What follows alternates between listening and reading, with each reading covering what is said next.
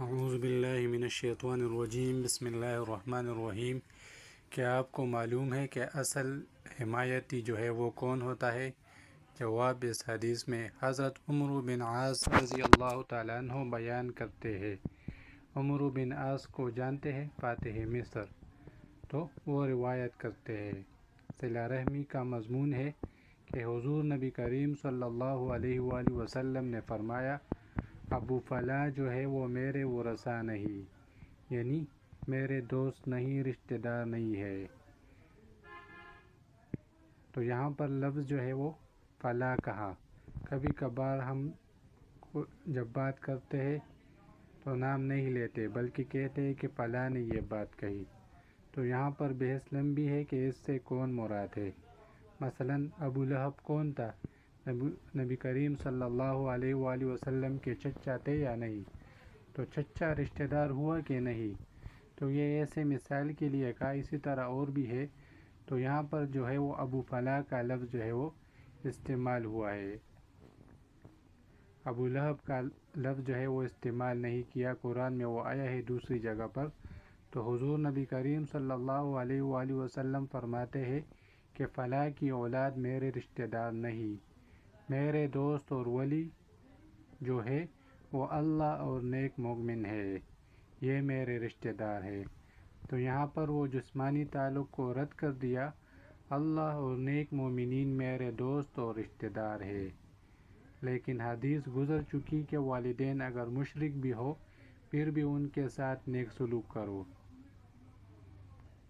تو نبی کریم صلی اللہ علیہ وآلہ وسلم فرماتے ہیں کہ میرے جو دوست اور ولی ہے وہ اللہ اور نیک مومنین ہے، لیکن میرے رشتہ داروں کا میرے ساتھ رحم کا رشتہ ہے، جسمانی اور خونی۔ میں ان کے پانی سے گیلا ہوتا ہوں، یعنی ان کی چھینٹیں میرے اوپر آتی ہے۔ کیا مطلب؟ یعنی ان پر غم ہو، خوشحالی ہو یا ان کو کوئی تکلیف ہو تو بندے کو تکلیف پہنچتی ہے کہ نہیں؟ یعنی یہ فطری چیز ہے کہ رشتہ داری خونی یہ اخلاق اور آخرت میں کام نہیں آئے گا۔ اسلام کے نزدیک جو رشتہ ہے وہ روحانی اور اخلاقی ہے۔ البتہ مجبوراً اچھا سلوک تو کرنا ہے۔ بندہ مجبور ہوتا ہے، والدین ہے اور کافر ہے، اگر وہ غریب ہے، محتاج ہے، تو تم نے ان کو کھانا نہیں دینا، ان کی خدمت نہیں کرنی۔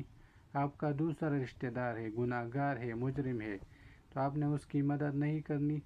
تو یہ چیز ہے کہ دنیا داری لین دین ہے، گزارا کرنا ہے، لیکن دل میں جو ہے وہ جگہ نہیں دینا۔ تو تعلق جو دائمی تعلق ہے وہ روحانی تعلق ہے جو ہمیشہ ہے۔ تو مضمون یہ ہے کہ جب ہم اپنے دوست بناتے ہیں کہ تو دیکھیں کہ یہ کون ہے، نیک ہے کہ بد ہے۔ اگر نیک ہے اور رشتہ دار ہے تو نعمت ہی نعمت ہے، لیکن اگر نیک ہو اور رشتہ دار نہ ہو تو یہی جو ہے آپ کا اصل دوست ہے آخرت میں اور روحانی۔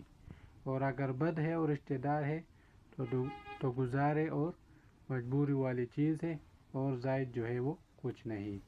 بابا بھی جاری ہے۔ اللہ کریم ہم سب کو قرآن و حدیث پر عمل کرنے کی توفیق عطا فرمائے۔ وآخر دعوانا ان الحمد للہ رب العالمین۔